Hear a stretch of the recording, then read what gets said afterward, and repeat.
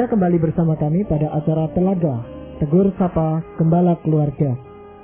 Saya Gunawan Santoso bersama Ibu Melani, Sekretaris dari LBKK, telah siap menemani Anda dalam sebuah perbincangan dengan Bapak Pendeta Dr. Paul Gunadi. Beliau adalah seorang pakar dalam bidang konseling dan dosen di Seminari Alkitab Asia Tenggara, Malang. Kali ini kami akan berbincang-bincang tentang pengaruh atau masalah-masalah yang dihadapi oleh pria parubaya, khususnya dalam hubungannya di dalam keluarga. Kami percaya acara ini pasti akan sangat bermanfaat bagi kita sekalian, dan dari studio kami ucapkan selamat mengikuti. Bapak, beberapa waktu yang lalu kita pernah berbincang-bincang tentang masalah-masalah yang dihadapi oleh pria parubaya dan juga wanita parubaya secara singkat. Tentu hal ini bukan hanya berdampak pada dirinya sendiri, tetapi juga besar pengaruhnya bagi keluarga karena dia tinggal di tengah-tengah keluarga. Nah, mungkin Pak Paul bisa memberikan uraian kepada kita sekalian tentang pengaruh dari masalah-masalah yang dihadapi oleh seorang pria parubaya, Pak Paul. Saya teringat akan suatu buku Pak Gun yang sangat populer sekali yang berjudul Krisis Pria Setengah Baya. Buku itu ditulis oleh pendeta Jim Conway dan akhirnya beliau serta istrinya yaitu Sally Conway yang sekarang sudah almarhumah banyak sekali membawa berkat bagi para pria dan wanita parubaya. Nah, dalam buku itu pendeta Jim Conway menuliskan pengalaman pribadinya memasuki usia parubaya, di mana beliau akhirnya mengalami pergolakan hidup yang cukup berat. Salah satunya adalah yang saya ingat, beliau ingin meninggalkan tugas kependetaannya. Jadi itu adalah salah satu reaksi yang sangat-sangat sebetulnya ekstrim. Nah, jadi kita bisa melihat bahwa ada kalanya pergumulan pria parubaya merupakan suatu pergumulan internal yang berat ya, yang tidak mudah untuk diatasinya. Nah, sudah tentu pergumulan pribadi seseorang membawa dampak dalam relasinya dengan keluarganya itu. Contoh yang paling gampang, pada kali yang terakhir kita membicarakan tentang karir pria parubaya, di mana kita membicarakan bahwa para pria parubaya ini mempunyai kecenderungan untuk memilih jalur karir yang berbeda dengan yang telah digelutinya selama ini. Nah, kenapa itu terjadi? Ya karena dalam dirinya ada keinginan tersembunyi untuk melakukan sesuatu yang sejak muda diimpikannya tapi tak pernah terwujud. Akhirnya dia ingin lakukan pada usia parubaya. Mungkin saat itu dia menilai bahwa ya sekarang keuangan saya sudah lumayan cukup sehingga saya bisa pindah karir, memulai usaha sendiri misalnya, tidak mau lagi bekerja pada orang lain. Sudah tentu ini aspek ini saja ya, bisa menimbulkan gejolak dalam keluarganya. Saya bisa bayangkan reaksi si istri yang mendengar pernyataan atau isi hati si suami yang mau keluar dari pekerjaannya. Sedangkan mungkin saja si suami itu telah meniti karirnya selama 25 tahun dan kepindahannya ke karir yang baru sama sekali tidak menjanjikan apa-apa. Nah, hal ini sudah tentu bisa menimbulkan gejolak dalam hubungan rumah tangganya, Pak Gun. Iya, juga terhadap anak-anak, Pak Paul ya. Pasti anak-anak akan merasakan perubahan dalam diri ayahnya ini. Bisa. Salah satunya adalah karena pada usia parubaya ini pria tidak lagi sekuat dulu dan memang terjadi perubahan-perubahan tertentu dalam karirnya lagi ya. Yaitu pada masa yang lebih muda penekanan adalah pada kelelahan energi. Namun pada usia parubaya kebanyakan pria yang sudah meniti jenjang yang lebih tinggi dalam karirnya harus menguras banyak energi mental. Nah, secara fisik pria parubaya tidaklah sekuat usia-usia sebelumnya, dan secara mental biasanya pikiran mereka lebih terkuras. Sebab kalau karir mereka menanjak dengan normal dan baik, pada usia parubaya lah mereka menjadi pimpinan. Dan pimpinan berarti tanggung jawab juga makin besar pada pundak mereka. Akibatnya memang kalau tidak hati-hati, mereka ini akan meninggalkan sedikit sekali untuk keluarga mereka. Sebab tanggung jawab yang begitu besar sudah menyerap begitu banyak energi mental dari diri mereka. Sehingga tatkala mereka pulang, tidak ada lagi, ada sedikit sekali yang mereka bisa berikan. Maka pada usia parubaya ini pria berada di persimpangan jalan pula dalam hubungannya dengan anak-anak atau istrinya. Yaitu dalam pengertian, hubungan mereka bisa bertambah dekat, tapi bisa bertambah renggang. Karena apa? Anak-anak sudah mulai mandiri dan mereka pun makin bertambah sibuk di luar. Energi mental mereka makin tersedot juga di luar. Akhirnya yang di dalam itu tidak kebagian. Akhirnya hubungan mereka mudah sekali retak. Begitu. Pak Paul, kalau kita ketahui peranan istri itu kan sebagai penolong ya. Bagaimana sekarang menghadapi suami yang parubaya? Maksud saya, peranan istri, bagaimana peranan istri itu bisa menolong?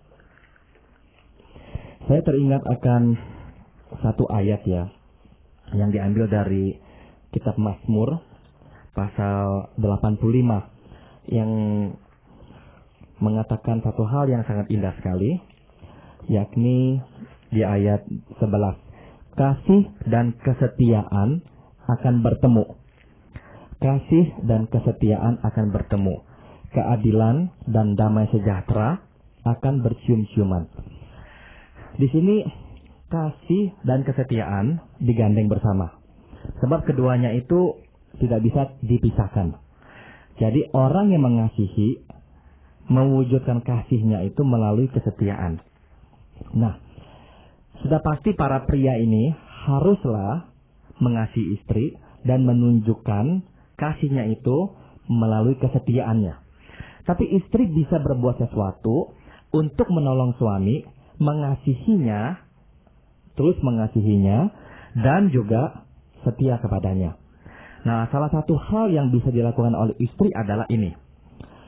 Pada kali yang terakhir, Pak Gun ada sebut-sebut tentang keinginan atau kerinduan pria parubaya untuk tampil prima secara seksual, tetap jantan dan sebagainya.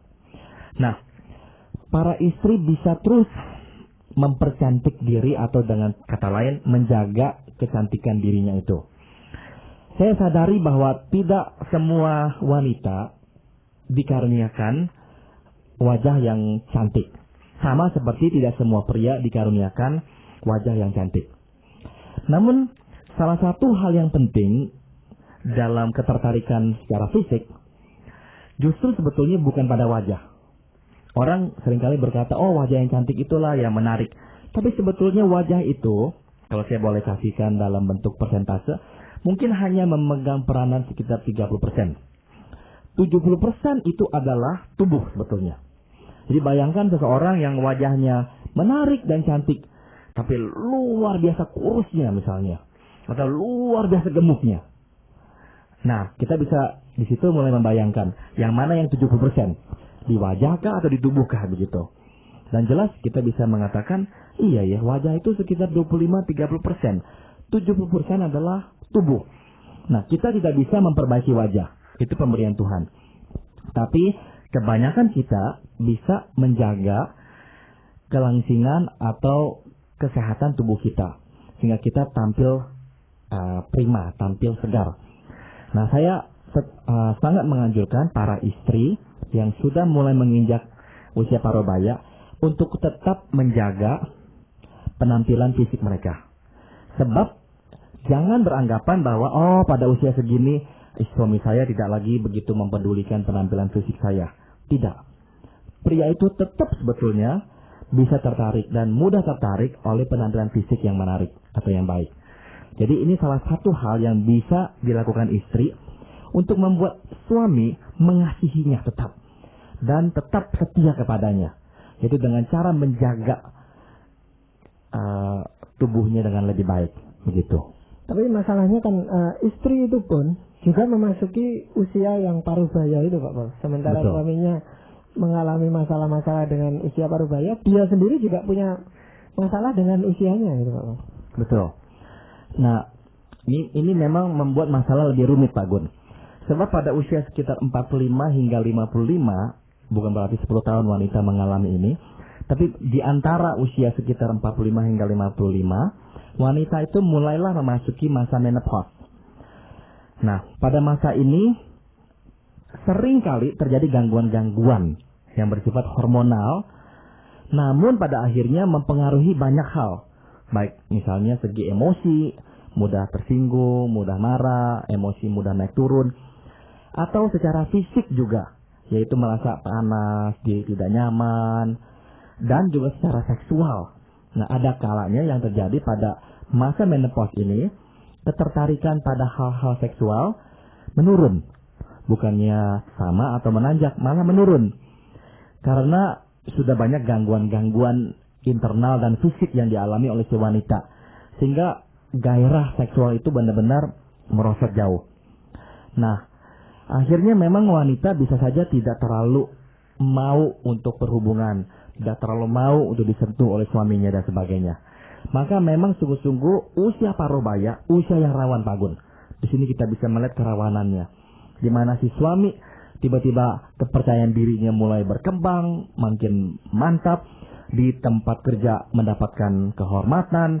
Dulu dia adalah bawahan, meminta petunjuk dari atasan, sekarang dialah yang atasan dan dimintai petunjuk oleh bawahan. Dia dilihat sebagai sosok pemimpin, mempunyai wibawa, ketertarikan tertentu juga. Nah, mudah sekali akhirnya memang terkecoh oleh lawan jenis yang lebih muda darinya. Sedangkan di rumah, istri kurang begitu berminat dengan hal-hal yang bersifat seksual, dengan hal-hal yang bersifat fisik dan sebagainya. Jadi seolah-olah pada titik parubaya ini, pria itu bertumbuh ke kanan, wanita bertumbuh ke kiri Pak Gun dan Ibu Melani. Di manakah mereka bertemunya? Begitu. Wah, ya memang menarik ya Pak Paul. Jadi alangkah baiknya kalau dari kedua belah pihak sebelum mengalami masa parubaya ini sudah menyadari sungguh-sungguh akan banyak hal yang akan mereka alami masing-masing. Betul, betul. Saya ini menggambarkan pertumbuhan pria dan wanita seperti huruf Y, huruf Y ya, di mana ada satu tiang, kemudian bercabang dua, satu ke kiri, satu ke kanan. Seolah-olah begini Pak Gun dan Ibu Melani, pria dan wanita sampai usia akhir remaja, sampai usia pemuda maksud saya, sebelum memasuki usia dewasa, dapat dikatakan bertumbuhnya sejajar.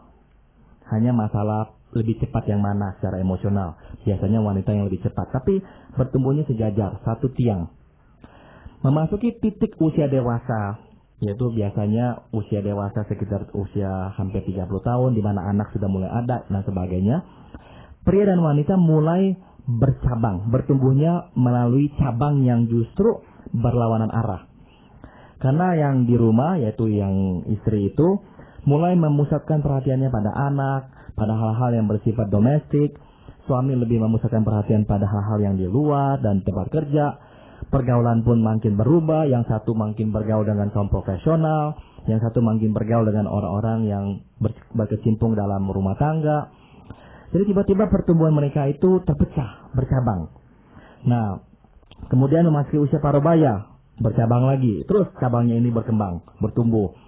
Si suami makin mantap, makin menawan dan sebagainya.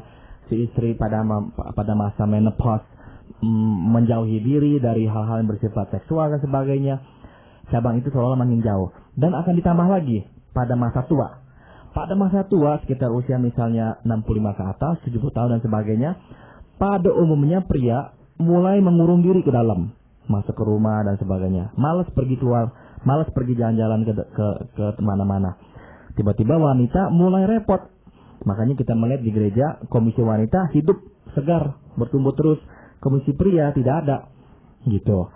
Nah, seolah-olah yang wanita ini pada usia tua, senang pergi keluar, besuk, piknik, dan sebagainya. Pria nggak mau, umur 70 tahun maunya di depan televisi, baca koran. Jadi itulah yang saya maksud dengan tiang kemudian bercabang seperti huruf Y itu, huruf Y itu. Berarti harus upayakan suatu usaha yang sungguh-sungguh untuk mempertahankan hidup pernikahan mereka itu, Pak Pol. Betul sekali Pak Gun. Karena risiko-risiko itu besar sekali dan rapuh sekali gitu, Pak Pol ya. Betul.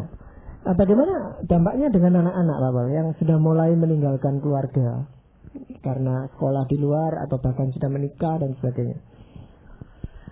Anak-anak pada saat ini biasanya mempunyai sikap, ya ini sekarang kami sudah lepas dari orang tua dan urusan orang tua adalah urusan mereka.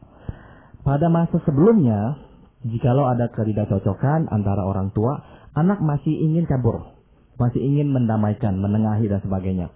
Tapi pada umumnya, tatkala anak-anak sudah mulai sibuk dengan kehidupan mereka masing-masing, mereka juga akhirnya lebih melepaskan tanggung jawab.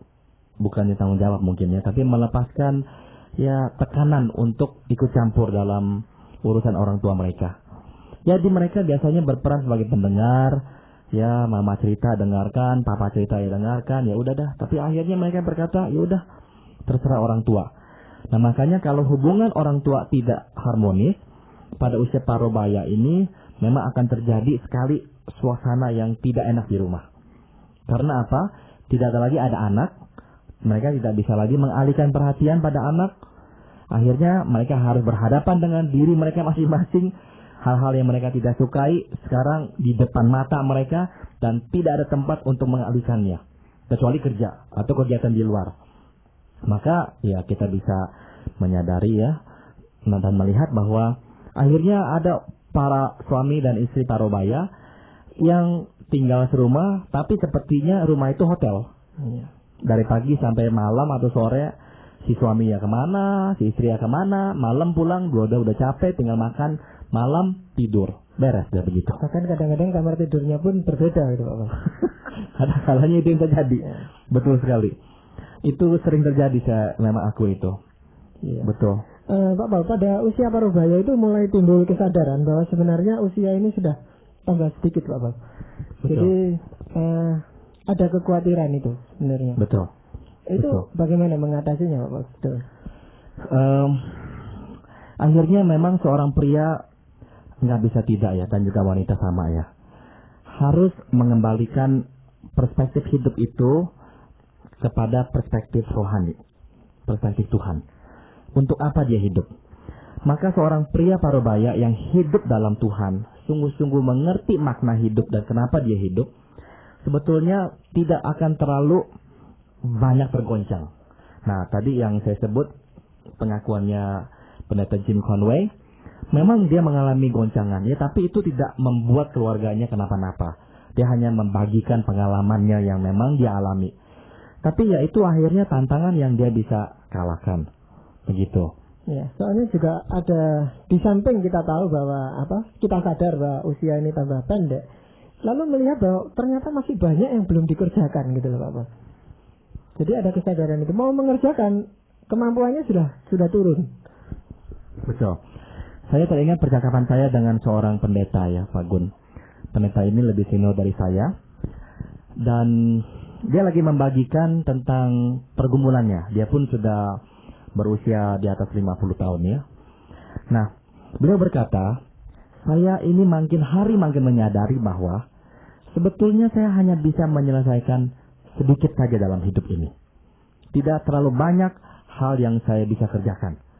Nah, ini saya kira adalah suatu kematangan. Jadi orang yang sungguh-sungguh dalam Tuhan akan memperoleh perspektif hidup yang seperti ini.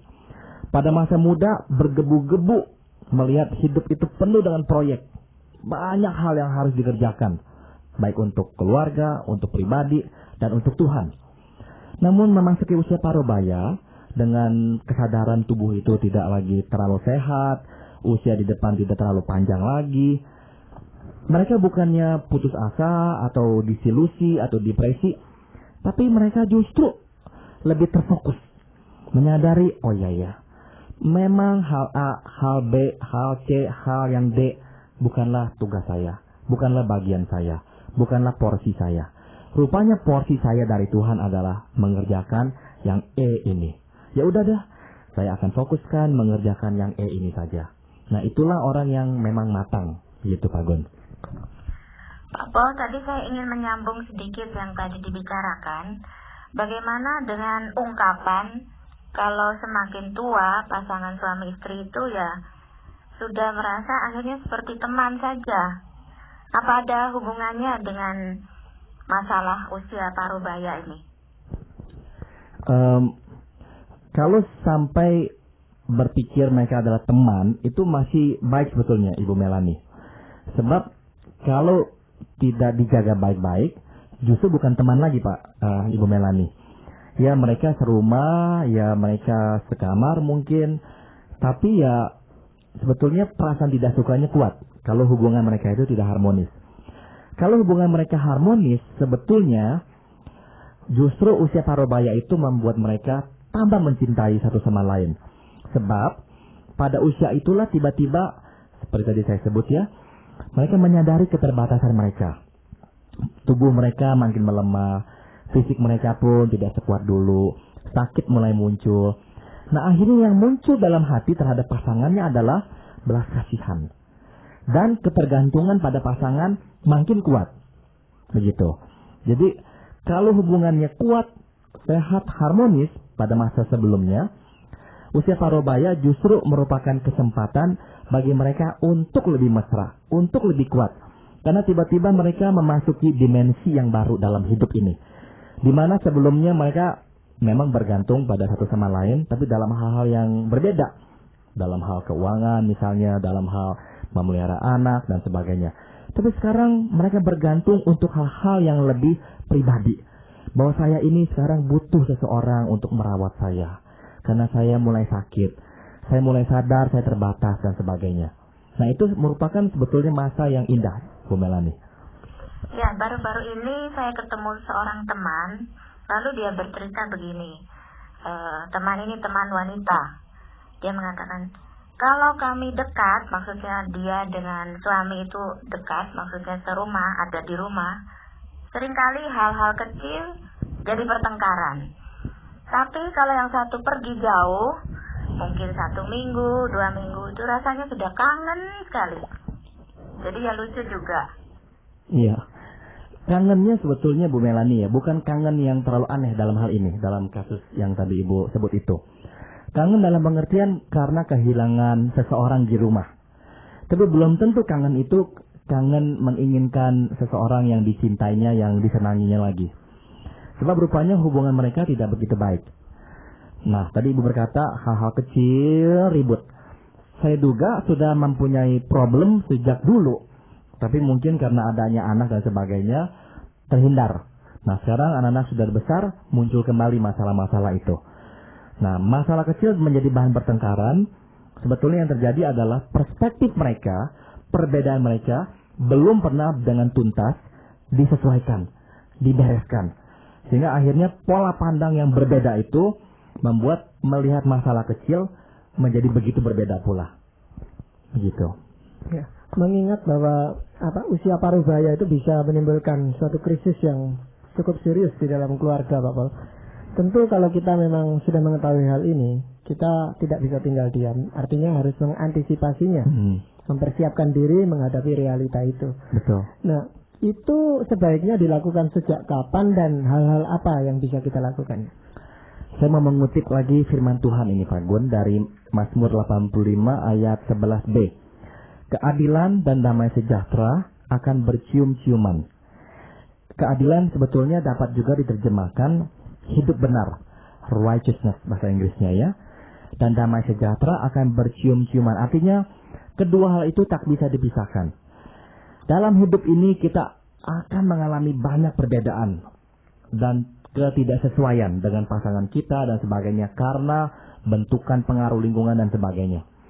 Tapi Tuhan meminta satu hal, tetaplah hidup benar di hadapan Tuhan. Orang yang hidup benar di hadapan Tuhan dan mau taat kepada Tuhan akan menikmati damai sejahtera. Meskipun secara psikologis, secara sosial dan sebagainya mereka itu bercabang.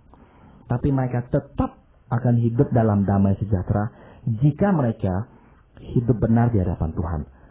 Meskipun misalnya karirnya meninggi, dia tetap rendah hati. Meskipun tergoda oleh wanita lain, dia tetap setia karena takut akan Tuhan.